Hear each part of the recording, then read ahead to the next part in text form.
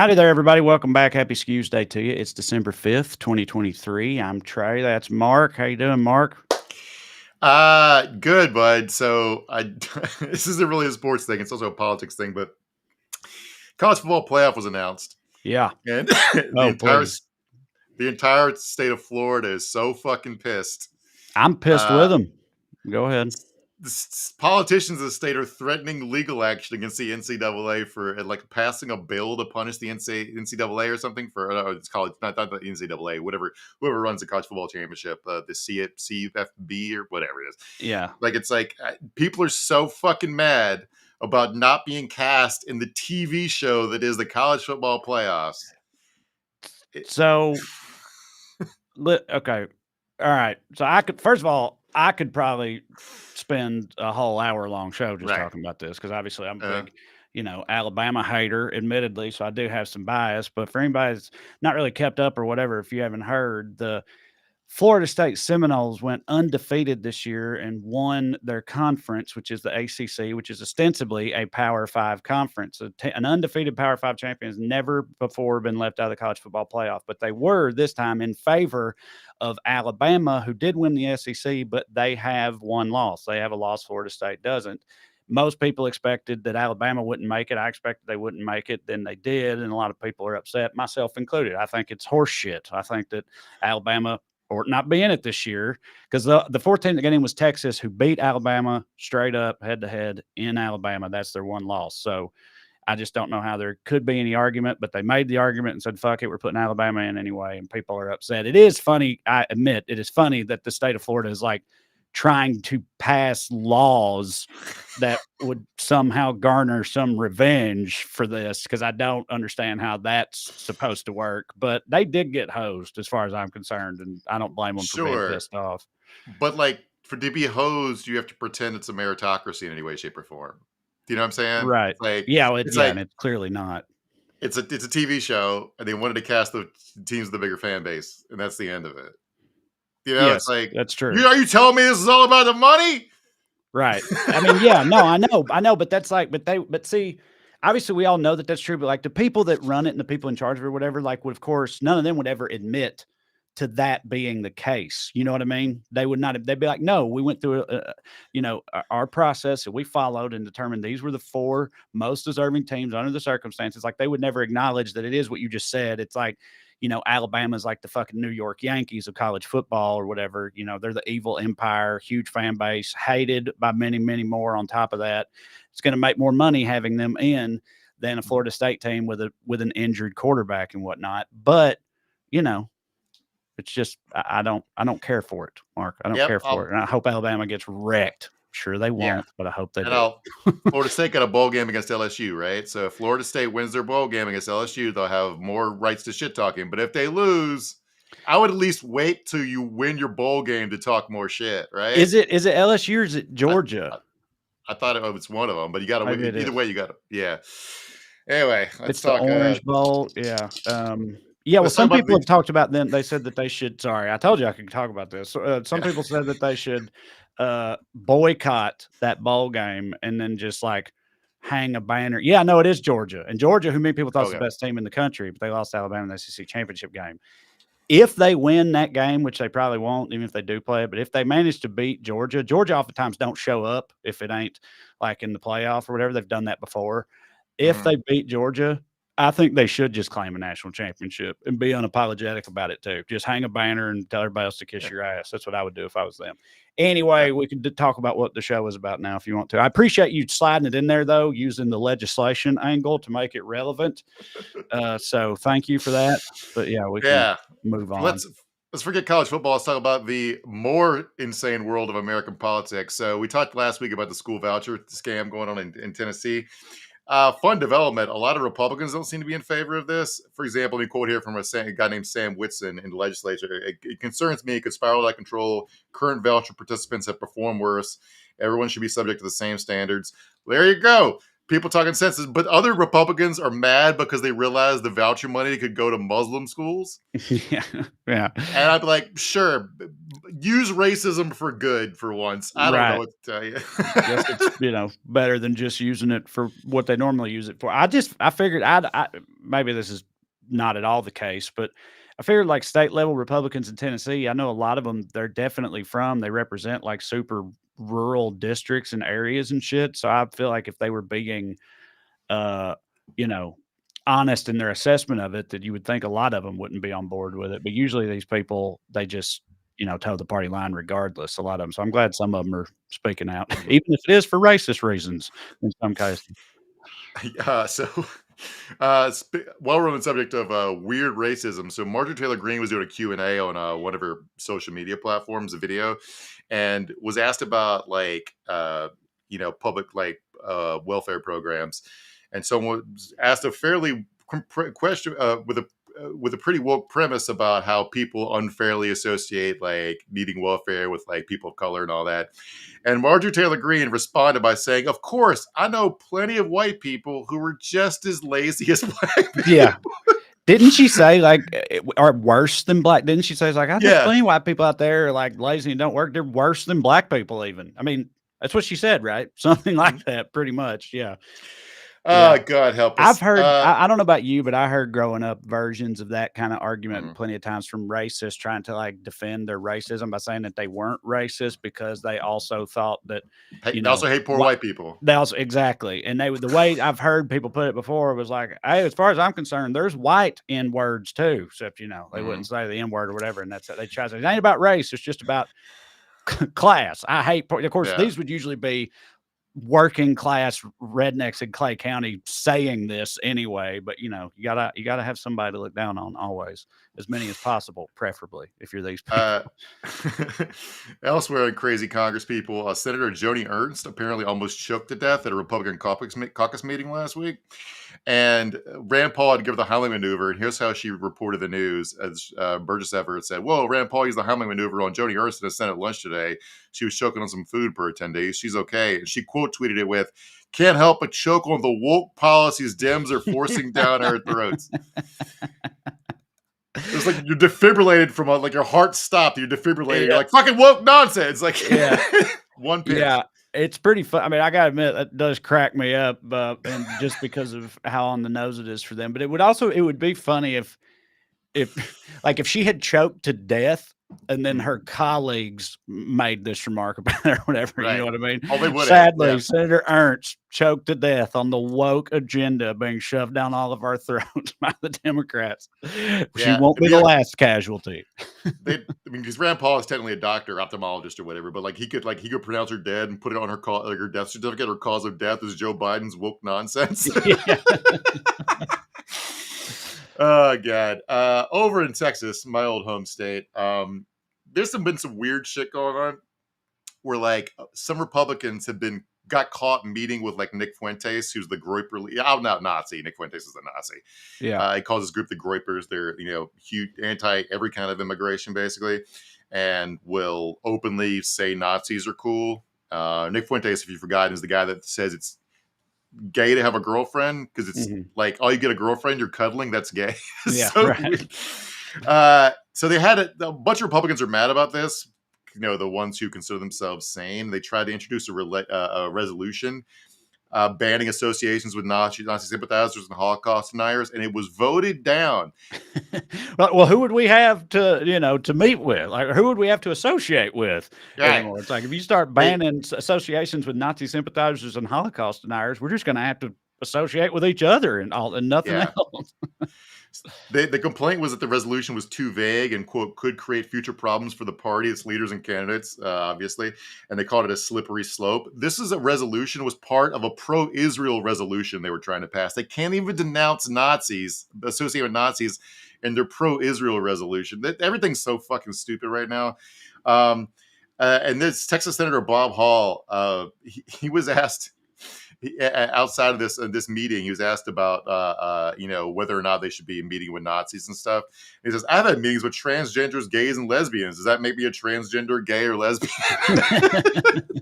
As Got if him. being a Nazi is an immutable characteristic of your identity. Like they can't help being born Nazis is essentially what he's fucking saying. Like, oh Well, it's God. also kind of like implicitly drawing a parallel between, LGBT people and Nazis. You know what I mean? It's Mhm. like saying they're kind of the same thing. It's like, well, if you're going to meet with one, you should meet with the other, as though it's like Right. just two different sides of the same coin or Yeah, something. me with both sides. Nazis Yeah, and right. transgenders. Yeah, right. Exactly. Fucking idiot.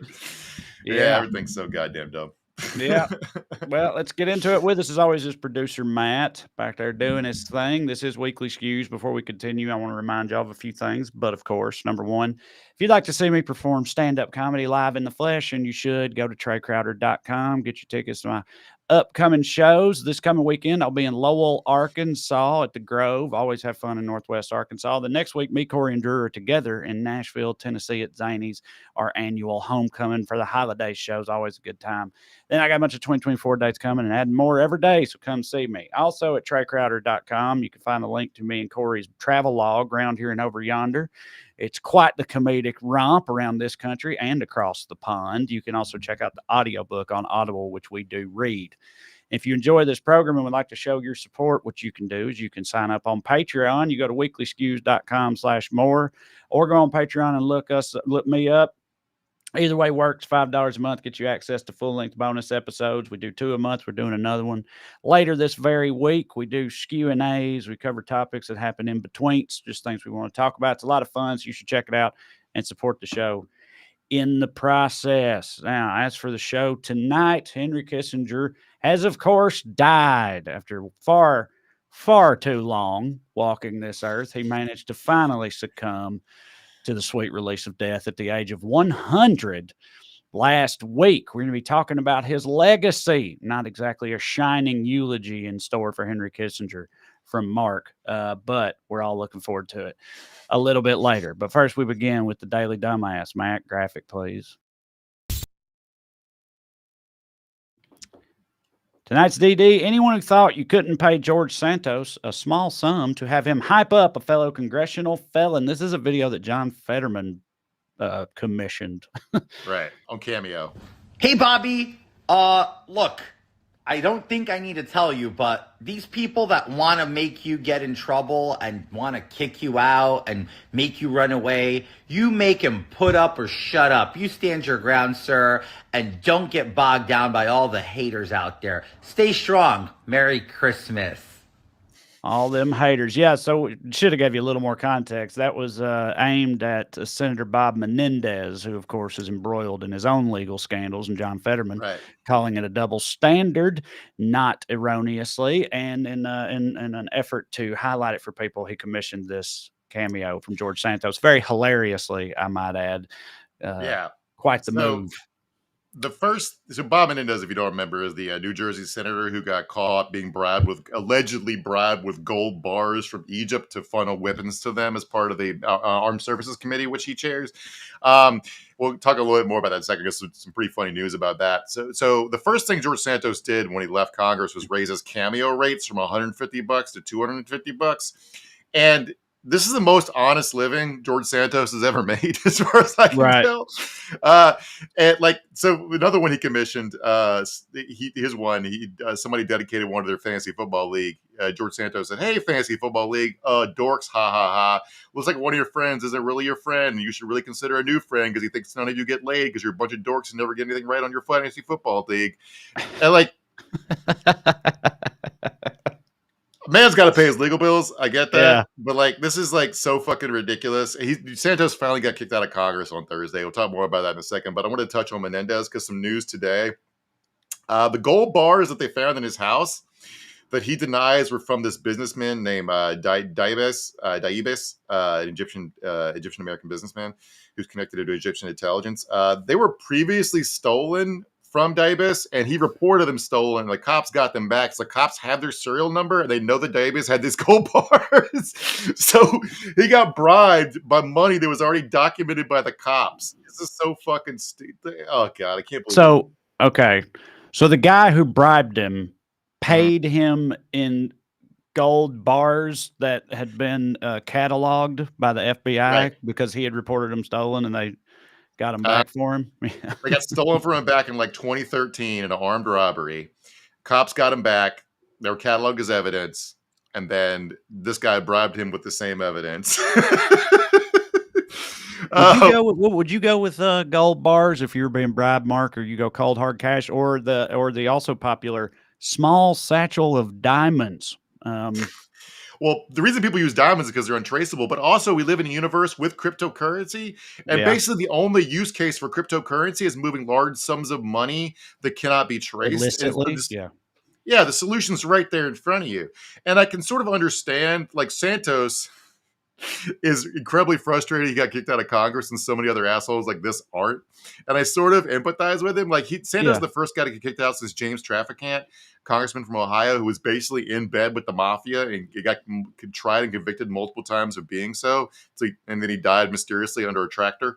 But before that, that's Ohio mafia for you. You know what I mean?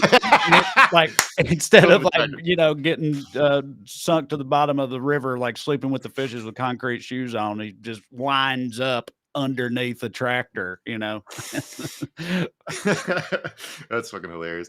So so before Santos, the few members of Congress who have been expelled were for like rebelling during the Civil War or for being convicted of crimes. Now Santos has not been convicted yet, although we all know he's fucking guilty. But allegedly guilty. I don't want to get sued. So other people have not gotten kicked out, like just in recent years. A member of Congress body slammed a reporter. Another slept with subordinates. Another had an affair with a woman that tabloids called an ISIS bride. Another was convicted of insider trading. Another was convicted of stealing from charities. Another was convicted of stealing campaign funds. Santos was the only one expelled. But to be fair to those other people, they did resign and disgrace a lot of them. Right. Except for the ISIS bride guy, as a representative from a Republican from Texas, who was beaten in an election because it was so embarrassing.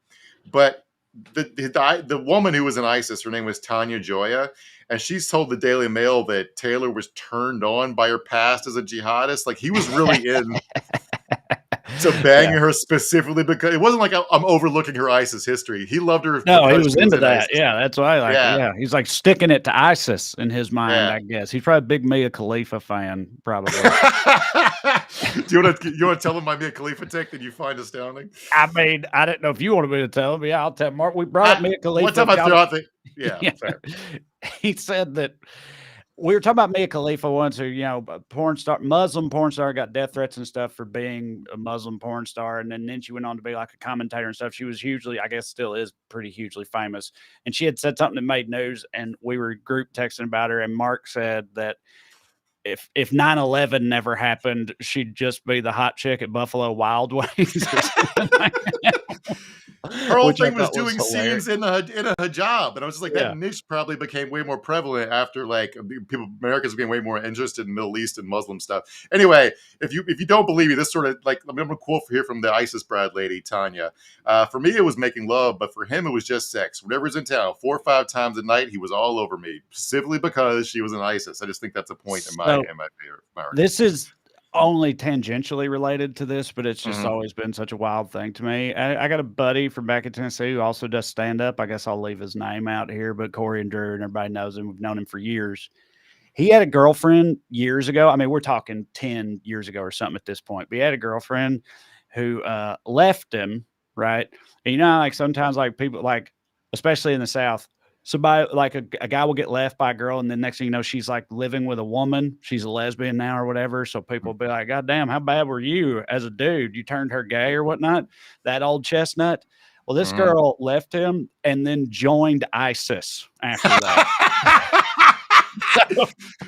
And she was like a white girl from Tennessee, dude. It was like national news at the time when it happened because she went and joined ISIS. And I don't think it ended up working out too great for her over there, shockingly. So the joke there is he's so bad at fucking, he made her go death to America. Yeah, right. Exactly. Turned her into a jihadist. But Santos, do you think all this was like going to happen anyway? I mean, with him getting expelled, or do you think it was like? Do you think any of it had to do with him starting to like talk shit openly about everybody else we talked about last week? Because One of the Republicans said they voted against him specifically because Santos stole his credit card information and ran up $400 in charges. Like, he just personally fucked with them and embarrassed them in a way that they found untenable. Like, you rob from the rubes, not from us, right? Right. And so on the floor of the House last week, and Santos has already said he's going to go on and do a bunch of interviews, and I bet he's already booked on The Masked Singer, I bet. But so a Republican congressman named Max Miller from, I think, Ohio said, "You, sir, are a crook." And Santos responded by saying, "My colleague wants to come up here and call me a crook. The same colleague who's accused of being a woman beater. We all have a past." It's like, well, first of all, you're still a crook, Santos. Right. Actively, openly, and all the time.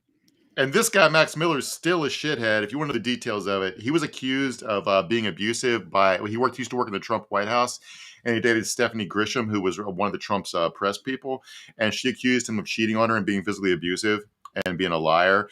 He filed a defamation suit against her that he later dropped. Also, Miller was caught lying on his LinkedIn, just like Santos did, lying on his resume, and then said a staffer did it. So, like, all these people are the same dude. Right. Like, it's fucking insane. Like, they're all liars and scumbags, and somehow Santos, and the story doesn't make any sense. They only have a 3-vote majority. They probably won't be able to get enough impeachment votes to impeach Biden. I think they can't. It doesn't really matter if they pass a bill anyway, because the Senate's not going to pass it. I'm like, they gave up 25% of their majority, the margin of majority, to fuck with this guy who's going to air all the whatever dirt he has, and it's just to be out there as a reminder about how flagrantly corrupt they all are every time he gets interviewed. So I have no idea what the hell. It's like, we have not heard. I thought maybe we'd heard the last of George Santos, and I look forward to his interview with Z-Way. So it's happening. Yeah, I mean, obviously George Santos sucks and is awful and everything, but like he ain't entirely wrong about the whole, highlighting these double standards and all this stuff about all Right. about his colleagues and whatnot, and how it is. I think with him, it's just like, it was so egregious, so public, so continuous, and also like his whole thing, the way he acts, sounds, all of that, and then him starting to go in on them too. I think it was just a combination of all that, where they were like, we got to get rid of this fucking guy. But yeah, he's just embarrassing. My wife and I were watching something today where he came up, and she's like, "I actually prefer him to the other kind of corruption." I'm like, "Yeah, me too." But also, like, as a person who would a government-run healthcare program that everyone has access to, that level of reducing faith in the government, of making it being publicly charlatans, is bad for the stuff I want to have happen. But also intellectually, yes, he's less harmful than a lot of them. He's less harmful than Bob Menendez, for example. So yeah. Yeah. All right, we got an honorable mention for you for Daily Dumbass, and it is the haters who don't know you're winning when you hold up visual aids about poo-poo. This is from the big gubernatorial debate between Newsom and DeSantis that happened for some reason. Here it goes.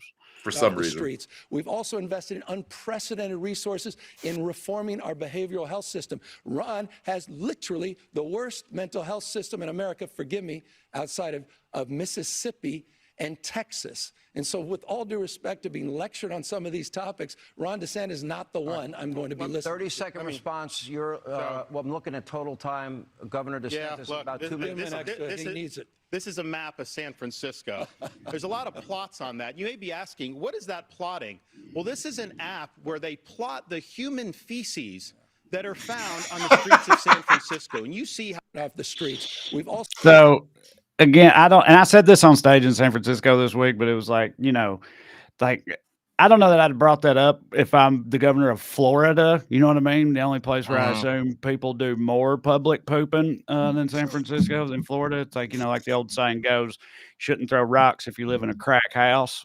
But yeah.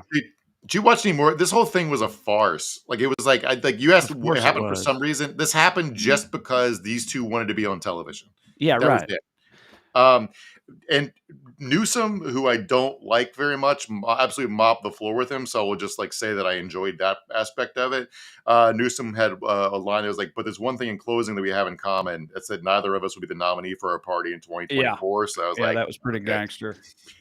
And they also have this weird, I hate the way our fucking state versus state stuff filters into national politics, because it's such horse shit. And they argued over who's fleeing whose state. And I don't doubt a bunch of people moved to Florida recently because real estate prices, and people did want, like a lot of people did want less COVID restrictions during COVID, and taxes are lower. There's a lot of reasons to do that. None of that is really directly about politics, so I guess it is a little bit. But I've lived in 4 states in America, and at no point did I make a choice of where to move based on politics. But Gavin Newsom did talk about some data that showed more Floridians have moved to California than the other way around, which is a weird own. It's just like people are moving. I know people have moved out of California because of real estate prices. It's fucking hell expensive. That's what I was going to say. It's like they're definitely. I mean, I've run into people all the time, especially in my accent. Uber drivers or whatever. Where are you from? I say Tennessee. I've met so many people be like, oh, I'm actually thinking about moving to Tennessee, or I'd like to move to Tennessee or whatever. And usually some conservative shit is coming down the pike right after that. But I think it's mostly because of just how goddamn expensive it is to live here. Now, those people, like, they think, a lot of them, that's because it's a liberal state or something. But of course it's like, it's because people hits live here and people want to live here. Yeah, exactly. It's like, it's fucking, paradise in a lot of ways with the weather and all this shit. It's like, it's more desirable. It's arguably the most desirable area in the country, which is always going to be among the most expensive. But having said that, I mean, I do get it. I for sure get it. It is expensive as hell. So and shitty housing growth policies that haven't allowed like building to keep up with how many people want to move here. Right. Yeah. But none of that has to do with like liberal or conservative. It has to do with like NIMBYism and it's YIMBYism. Not wokeism, right? Yeah, it's a different type of thing. And in Florida, as I understand it, like you can't. It's getting harder to get like house insurance and stuff down there because of the threats of climate change and all that type of thing. So it's like, and it ain't cheap in a lot of parts of Florida to live either. So, And the only thing, like, I don't always like I'm defending DeSantis because, like, yes, the insurance market's collapsing because of climate change. That's not the direct responsibility of Ron DeSantis. It sucks that Ron DeSantis is living in denial about it and pushing policies that will make it worse. But climate change has been sort of, been building for 100 years since we started industrialization, 150 years or whatever. And like the only public policy aspect of this where this connects is like Florida's going to have to transition to a public insurance market where taxes cover property insurance. Otherwise, the whole state's going to collapse. And so I guess push for more socialism, residents of Florida, because that's the only way this is going to fix itself. So, yeah. All right. Well, let's get into it. Everybody knows already Henry Kissinger died. But before we talk about Kissinger, there's another prominent death in the in-between. Yeah. So Sandra Day O'Connor died, and I wanted to talk about her for a second because, like, she was the first woman on the Supreme Court. And so she was obviously very smart and very tough. She was also very conservative, kind of racist. But like all you hear is the girl bossing stuff, right? It's like, I get like a lot of positive attributes are morally neutral. And I hate the way everything is flattened to the morally neutral qualities when someone dies. She was like more moderate than like Alito and Thomas, and yet like she helped keep Roe legal for about 30 years, but she also she wrote the opinion that installed Al Gore as president so she could resign and Bush could replace her with Samuel Alito, who wrote the Dobbs opinion that ended Roe. Right. So like, which thing do you want to give her credit for? Right. You know what I'm saying? Well, and a lot of people think that like, so she was the primary one who made the decision for Bush in favor of Bush in the 2000 election. A lot of people, argue that was like the real turning point for our country in a lot of ways. It's led us to where we are now. So yeah. I'm trying to like, I can't really get this to read right, but I have some excerpts pulled up that I can't read right now. But like, so people, there's reporting from the day, like she was at a party on election night where she was very, very upset that when it was called for Gore, because she wanted to retire. And then Bush v. Gore happened. It was caught up, and she was quoted again by someone else reporting like Drudge and Fox News level conspiracy theories, talking to her friends about how the Gore campaign had went into nursing homes and had people that were essentially vegetables fill out ballots. None of that, all that's fake, but she sincerely believed it.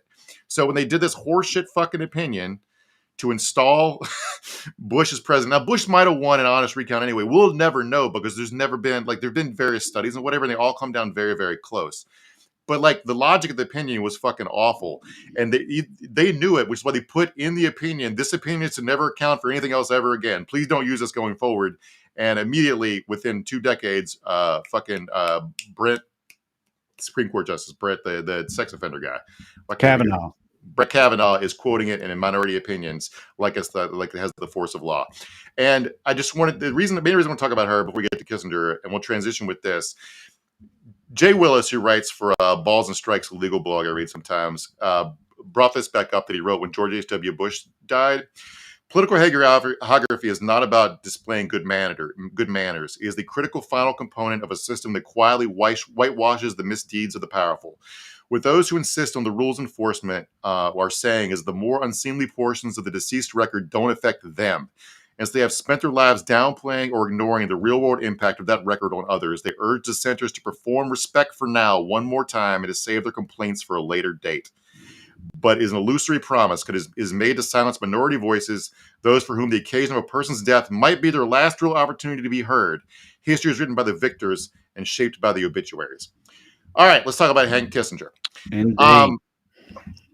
So the weird tone deafness of a lot of the coverage, talking about victories written by the winners and so are the obituaries. The main guy who wrote Kissinger, so like public sentiment is turned against these warmongers like to a significant degree that Times has just not kept up with. Neither is a lot of the mainstream press. And a lot of people pointed out the main guy who wrote Kissinger's Times obituary, because they write him ahead of time, has been dead for a decade. That's wild. I knew they write him ahead of time. They don't update, or hell, a decade ago he was 90, so that might have been an updated one. But like, you mean the one they published was written over a decade ago by a guy who'd been dead? They just had it sitting on a shelf that whole time. Yeah, you just report out the details of a person's life, and then they update it with whatever happened the last few years and the cause of death, and you plug in, the rewrite the lead or whatever to put the date it happened in. Get some quotes from contemporaneous people. But you can do a lot of the work ahead of time. But the Washington Post's obituary, let me read here from this and see if it connects to anything at all with this man's life. And we'll get to his many, many misdeeds in a second. This is from his obituary that ran this in the past few days. Henry Kissinger was about to get lucky with Zsa Zsa Gabor, and it was due in part to Richard M. Nixon setting them up. But as Kissinger was about to lead in for a kiss, his beeper went off. It was the president. The same man who had set them up was now blocking his national security advisor from getting to first base. Henry, come back immediately. I need you. Gabor later recalled the president saying to Kissinger, Nixon killed the vibes. I am so sad. On the occasion of Henry Kissinger's death, what I'm really sad about, not the millions of people he got killed, but the fact he didn't get a hand job from Zsa Zsa Gabor. That he got cock blocked by Richard Nixon and trying to bed Zsa Zsa Gabor. I mean,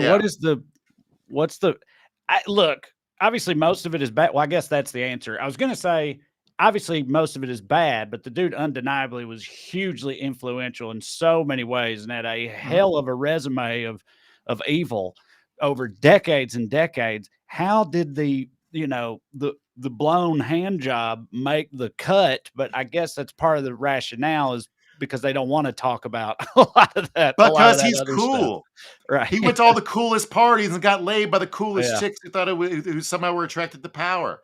And Nixon, Kissinger famously joked that power is a great aphrodisiac. And he got his power by sucking up to Richard Nixon and Gerald Ford. And then later on, the Clintons and Obama and yada. But Kristi Noem, the governor of South Dakota, I kind of felt bad for, because she just kind of happened to be on TV the night he died. So they asked the governor of South Dakota, who does anything to do with foreign policy and might have never have thought about Henry Kissinger, her thoughts on it. And she's sort of filibustering here like a pageant queen would. But I want to listen to talk about this quote for a second. Making a lot of history doing so. Your reaction to his death? It's a sad day for us, because he was a leader that led through challenging times. And I hope that everyone's reaction to his passing is to go learn a little bit more about him that you didn't know before. Okay. Around your dinner table, or when you're driving in the car with your kids, tell them a few Kissinger quotes that were used at strategic times. That's actually really good advice, in my opinion, for young people. That's if it wasn't coming from her, and if I didn't know the intent was the direct opposite of how I would intend it, that's actually a good response, I think, because I would advise young people, especially, to go learn about this man and look up some of his quotes and then frame your opinion, because you're going to be That's horrified, but that's not what she means. She thinks you're going to be inspired or whatever. But I got some quotes right here. As a matter of fact, I went and looked up. This is about Chile electing a democratic socialist. I don't see why we need to stand by and watch a country go communist due to the irresponsibility of its people. The issues are much too important for the Chilean voters to be left to decide for themselves. Okay, that's one way to put your to frame your effort to overthrow a democratically elected government. Here's another one: the illegal we do immediately. The unconstitutional takes a little longer. Okay. Here's another one. Kissinger famously said the Marshall Islands, where the U.S. conducted nuclear testing, there are only 90,000 people out there. Who gives a damn? 90,000 people. And those are like island people too. You know what I mean? So like, how many does that even amount to really in regular American people terms? You know, you got to do that math. Brown people did not hit for him and Nixon. We'll talk about that a little more. Yeah, when we get to Bangladesh. But so I want to say Joe Biden's statement about Henry Kissinger was as close to like nothing as you could say. It was like, yep, he was Secretary of State. I met him. I disagree with him, but a lot of people liked him. Peace out, Henry. It was like, it's basically the closest you come as an active politician with saying basically, if you want to translate it, it's like he offered his opinions even though nobody asked for that shit. That's basically what he said. I mean, I guess I don't know if it's because he's just so old this time around, but like Kissinger, wasn't he still like active behind the scenes for like ever basically after he was no longer Secretary of State after Nixon 40? Still was active, hugely active in American politics, right? In an advisory capacity with pretty much every regime we've ever had, basically. Pretty much every president up until Biden would call him regularly for advice. Right. And he was like a consultant for the Clinton campaign in 2016. So as much as Joe Biden evidently like one of the reasons he pulled out of Afghanistan is his lifelong distrust from being in Washington for 50 years of guys like Henry Kissinger, who always think that America's defeats to be blamed on the indigenous people whose armies we're supporting, or that like just one more war, one more bomb will do it. Just 6 more months of bombing will always be there. And I hope that Joe Biden has taken a moment of reflection as he thought about Henry Kissinger to think about what's happening with American foreign policy right now, that maybe it's a smarter policy besides just bombing people back to the fucking Stone Age. Like right now, and like we talked about Fetterman earlier, I don't know what's going on with him in Israel, but there's this weird like tension where like Secretary of Defense Lloyd Benson gave a speech at a press conference this week where he basically said that Israel's headed towards a huge strategic defeat that will set them back like decades. And I was like, there's like kind of this weird divide right now where like a professional national security apparatus is like at war with politicians who are like bent by ideology. And what Benson's trying to say to them is like this isn't going to work. Like, it's not about they're afraid it's going to make America look bad and set back American power because it makes us look like huge hypocrites, which it does. Like right now, Israel's using artificial intelligence to pick targets, and its parameters are coded to not really care that much about civilian casualties. Mm-hmm. And that's the thing about AI that scares me is people will be able to blame the immorality of stuff because a robot told them to do it. Anybody's arguing with the customer service hotline about the algorithm setting the price for something knows what I'm talking about. And like, anyway, so back to Kissinger and his owning all his immorality, unless he wanted to outsource it to Nixon. Ari Fleischer said, I think the word impossible was never in Kissinger's vocabulary. Which, there were no constraints. Fox News also celebrated him by doing impressions of Henry Kissinger's German accent, which is just fucking weird. If you have this clip, Matt. I think they're that great. But I one time did my imitation of him to him. Talk about bottom policy, you know. Nice. And I said that to him, and he laughed. He had a great sense of humor on top of everything else. He did. And if you could do Henry Kissinger, if you could do, I can't do. They're doing open mic night about a war criminal dying. Well, it would be, right. Talk about it's funny. Talk about like Henry Kissinger's like, tell you what, he loved to laugh. You know what I mean? Particularly as the innocents burned. Yeah, he loved to laugh at the screams of children while he pursued hand jobs from Zsa Zsa Gabor. So let's talk about what he actually fucking did, because nobody wants to do that. One of his biographers, a guy by the name of Greg Grandin, credits him with like on his own head about 2 to 3 million deaths These include crimes of commission, he says, in Cambodia and Chile, and a mission like greenlighting Indonesia's bloodshed in East Timor, Pakistan's bloodshed in Bangladesh, and the inauguration of an American tradition of using then abandoning the Kurds. So he invented a lot of stuff that we kept doing. He also got off scot-free from Watergate, even though his fucking obsession with crushing Daniel Ellsberg for releasing the Pentagon Papers is what really drove everybody's behavior there. Also like a demonstration of like how he was able to kill so many people and get away with it. All these fawning obituaries were extremely shameful because Kissinger had reporters wiretapped newsrooms. Like all that shit is patently illegal outside of any dictatorship. But I didn't keep up with it. I mean, I read tons of responses from regular people I saw, tons of people tweeting in the Reddit threads and all this stuff, which were just, of course, universally negative or celebratory, rather about him dying. And I was about to bring up this headline that Matt currently has up here right now from Rolling Stone. Henry Kissinger, war criminal beloved by America's ruling class, finally dies. Saw that one too. But like, was the bulk of media coverage like it didn't have that tone or tenor to it? Like most of them went with a dedicated statesman, hugely influential, passes at 100 and that type of thing. Controversial to his critics who thought he was maybe too careless, like shit like that.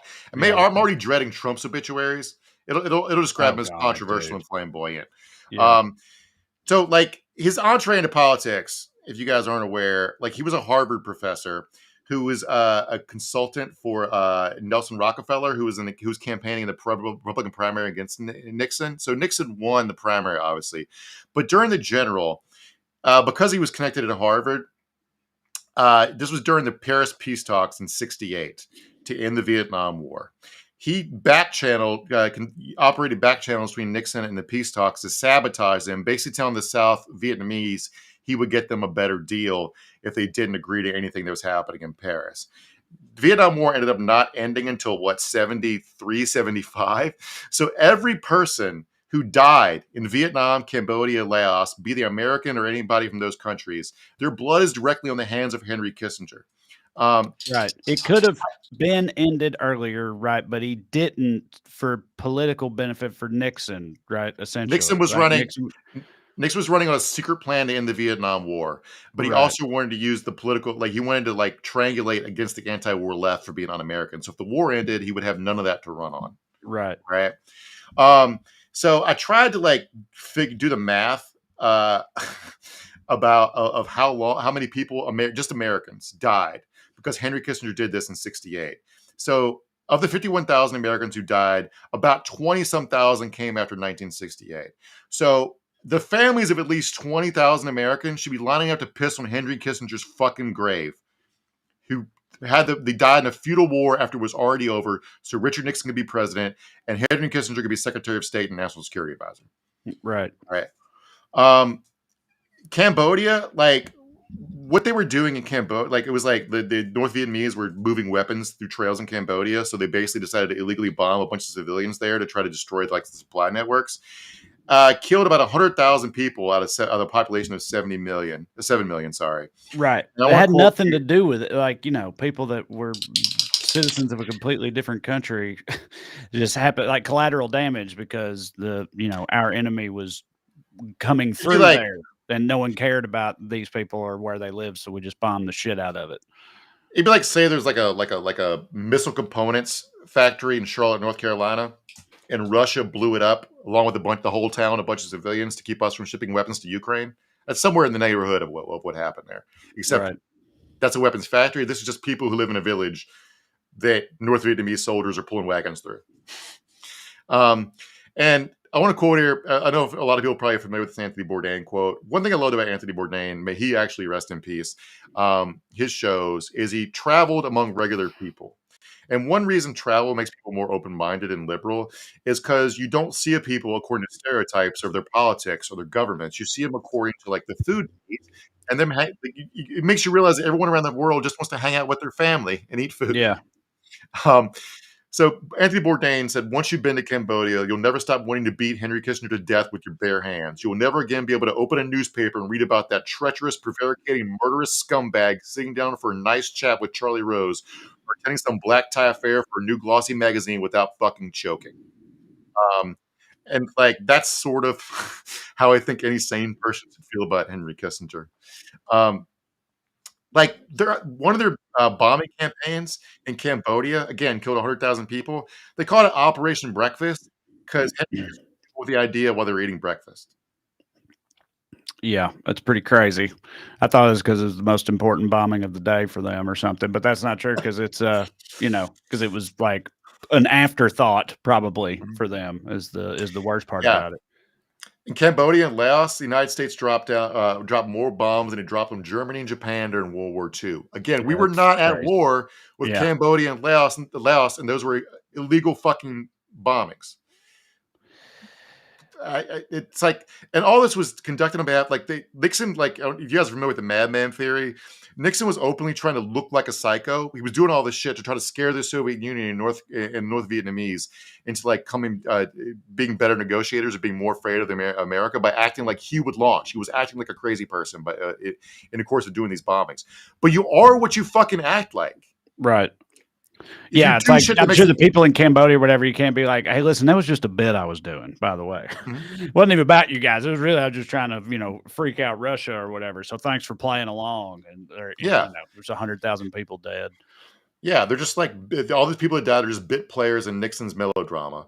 But it's not just in hindsight this was shitty. Like when the bombing of Cambodia went public in the early 70s, it was hugely controversial and people fucking hated it. It was in the original impeachment articles for Watergate, but it got voted down because they want to set the precedent to bind a president's hands in times of war. But 40 years later, U.S. presidents routinely bomb countries the America is not at war with, and without providing the barest minimum of disclosure. Like you can't even get a list of all the weapons that are going to Israel because the Biden administration is kind of hiding them.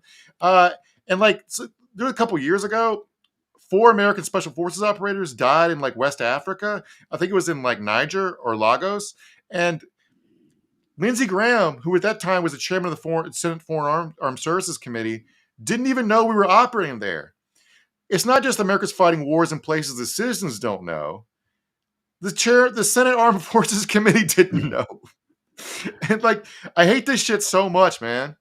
But the way this is treated in the response to Kissinger, if you kill 5 people, you're a psycho. Yep. If you kill 3 million people, you're a statesman. Yep. Very serious people are pro-war. If you're against war, you're not serious, right? You're not tough.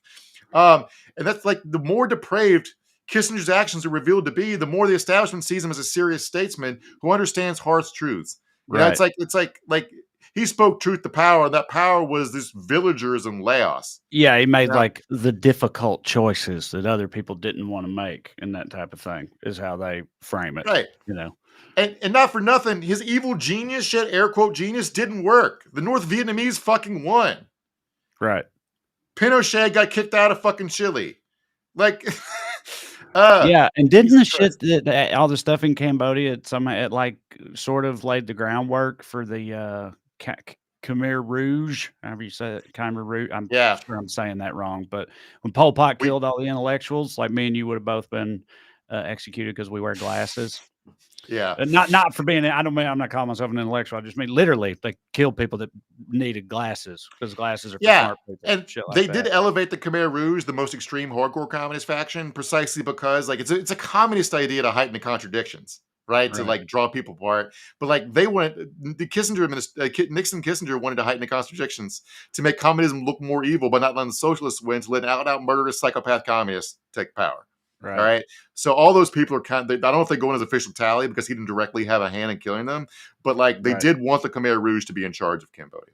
But this disease for respect for murderous psychopaths is bipartisan. Hillary Clinton wrote a review for one of Henry Kissinger's books. She called him a friend whose counsel she relied upon as Secretary of State and possessed, quote, a conviction that we, and President Obama share, a belief in the indispensability of continued American leadership in service of a just and liberal order.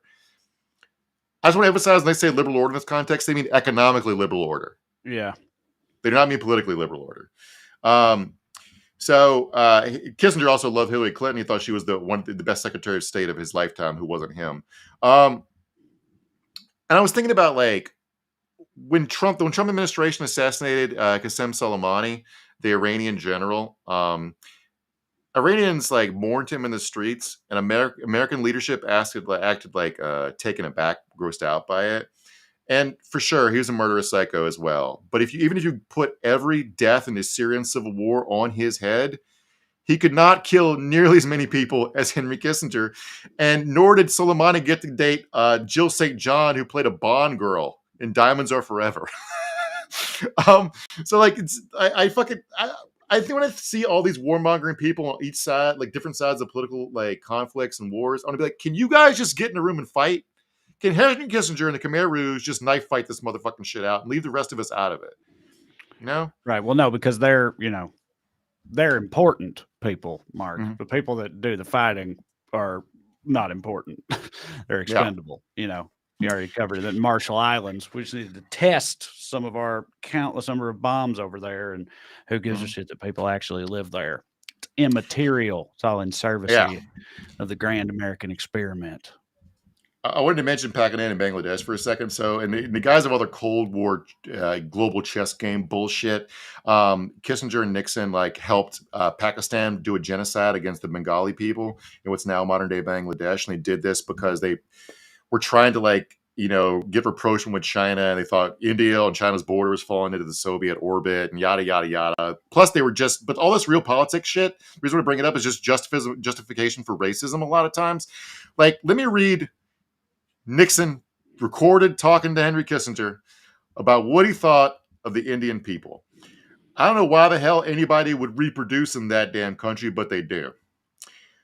Undoubtedly, the most unattractive women in the world are the Indian women. Undoubtedly, the most sexless, nothing, these people. I mean, people say, what about the black Africans? Where you can see something, the vitality there. I mean, they have an animal-like charm, but God, those Indians, pathetic. Good Lord, bro. That's Nixon talking to Kissinger or the other way around?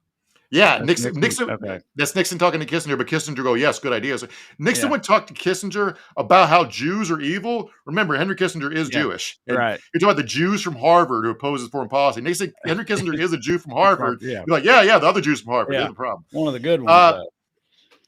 They talking about how his shit didn't work. So they backed a coup in Chile because of American copper mining interests there. Into with Pinochet. They did some like indirect coups that didn't work. And then they finally just told Pinochet to take the military and go kill the president. It's around the presidential palace. Salvador Allende killed himself live on the radio while telling the people that the CIA was actually behind this shit. Don't believe anything else. This is called Operation Condor or something else. But like right now, currently, Chile has a socialist president, and Allende's granddaughter is the Minister of Defense. So fuck you, Henry Kissinger. Get fucking wrecked. None of your shit worked. But like his real like legacy is the rule-based international order, going back to Hillary Clinton talking about the liberal order, is about capitalism, not democracy, right? That's what it's about. So like when you think about American meddling in the Middle East, when you complain about gas prices going up, part of the reason we do all that meddling is because of American oil companies, and also because Americans will not accept higher fucking gas prices. So like, I just want everyone to understand the cost of our nice, comfy treats and lifestyles. Because it's like, I just like all this shit I find so maddening. Like you can't rant about inflation. It's also messy and stupid. And Henry Kissinger sucks. And I hope we get a next generation of leaders. And it wasn't just Biden's response to Kissinger's death that I found encouraging. Then maybe we're going to turn a new page and see people as human beings that also have a right to democracy. Not just we have a right to democracy and they have to serve us, but that we can move forward as a globe towards a freer and more prosperous humanity.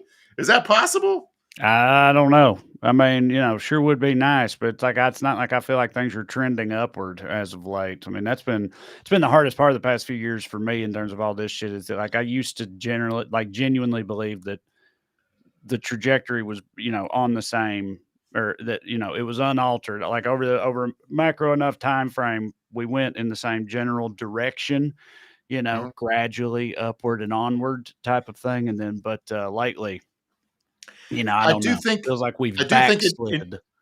Right. But like progress goes like this. Yeah, I mean, that's true. It sucks to live through a dip. Yeah, right. I know, but this dip, maybe it's just I didn't live through the other ones. I don't know, but Yeah. you World know, War but One, World War Two were pretty big dips. So was the Great Depression. And yeah, so was like, think about the level of political unrest and assassinations in the 60s. 60s, the civil rights movement, and all that. I mean, yeah, I mean that's true. It is, and I'm glad you're saying that because that's the type of shit I used to say to people. Is like try to keep that in mind, keep some perspective. But Well, the thing is, when you're in a dip, you don't know whether it's the last one. Yeah, right. This is just this is it. I saw Matt, bring up some questions and comments and stuff for us if you want to. I mean, that's what Liz Cheney, the new liberal hero. I know that not everybody's saying that, but she's been jerked off a little bit ever since she went full anti-Trump and whatnot. And she's still bar's low. Still her father's daughter. Yes, the bar is low. But anyway, she got a book out. She's doing a lot of interviews and stuff, and she was saying that if Trump wins this election, she was like, I think that'll be the last election that we have in this country if he wins it. And then she said that we're sleepwalking into a dictatorship, which interestingly to me, I'm a huge fan of the band The National. That's basically a lyric from one of my favorite songs of theirs, Fake Empire, which goes, we're half awake in a fake empire. That song is from like 15 years ago. Hits real hard. Check it out. Anyway, I will say that it's way too late, but like the New York Times did a big sleepwalking in a dictatorship thing that even Maggie Haberman's byline was on this week about the topper was about, and 43-year-old Donald Trump in an interview in Playboy magazine was talking about how big of a fan he was of what China's government did at Tiananmen Square because they showed strength. Right. Yeah. All right. Now, they all hate China. I'm like, if you like the strong arm government, I guess what you don't like is their ethnicity and that they have medicine. Mm-hmm. Right. What is your beef with China if it's not the fucking oppressive communism? That's a really, really good point. You're right. China's supposed to suck, but like if it's not that part, what's the problem? Red Wave of Ketchup says, smash that like button, kids. That's right. Thank you, Red Wave. Appreciate it. Like, subscribe, tell your friends, all that. Katie did not says Kissinger was a big dip. Yeah. But the ladies loved him. You got to put that in the obit. Coco Stewart says, I grew up in Kissinger's era. I hope he burns for eternity. Well, dude, the I don't draft know that ended anyone right before burns, my dad's. unfortunately, but if they do, surely he's among them. The draft ended literally right before my dad's number was called. I don't know about what do you mean by right before? Because my dad always said that too. Like, when'd your dad graduate? It would have been like 70, 71. Oh, okay. My dad graduated eligible. Yeah. My dad graduated in 74. He didn't say right before, but he just said that like he grew up going to school, like being terrified of being drafted into the war, but he graduated like shortly after it, ended or whatever. So, good for me and you. If they'd have got exploded, no Skews for you guys. All right. Yeah. Oh man, but never having to exist would have hit though. I got to be honest. February says we are slowly being boiled alive, and it's just disappointing to watch it happening. I saw someone say that the frog is completely boiled at this point, which I'm assuming that's perhaps what you're referencing too. But I don't know is that true? Is that true, or is that just a thing people say? They say if you throw a frog in a pot of boiling water, it'll jump right out. But if you set the frog in the water and slowly bring it to a boil, it'll just sit there while it cooks to death. And a lot of people are using that as an analogy for American politics. I don't think it's based in truth, but the metaphor, definitely works. Sense. Yeah, right, yeah. For sure. Yeah. Let's see. I can't tell. Okay. Henry Lindemann says 1973 was the first year they didn't spend the lottery rule. Yeah, my dad graduated in May of 1974. So I'm trying to think. It would have been maybe it was 72. My dad was born in 53. I'm trying to do the math of when he would have been graduated. Of course, my dad wasn't great at school. It might have took him an extra year. Yeah, I don't know. Yeah, he was 22 when he graduated. Yeah. Oh, all right. Well, listen, thank you all for being here. We appreciate it. Remind you again real quick, like I said, like I always say, you go to TreyCrowder.com and check out my tour dates and get your ticket. Come see me. Thanks to everybody who was in San Francisco this past weekend. That was phenomenal. Very good. I'm not saying this because I expect y'all to do this because I don't. In fact, the opposite. But so many gifts this weekend. San Francisco, very giving place. Remember, I brought me a full bag of British candy bars. Those have been a huge hit in the Crowder household. Cat toys, custom shirts, all kinds of stuff. Young's are too sweet. But anyway, you ain't got to do that. Just come see me. That's all I care about.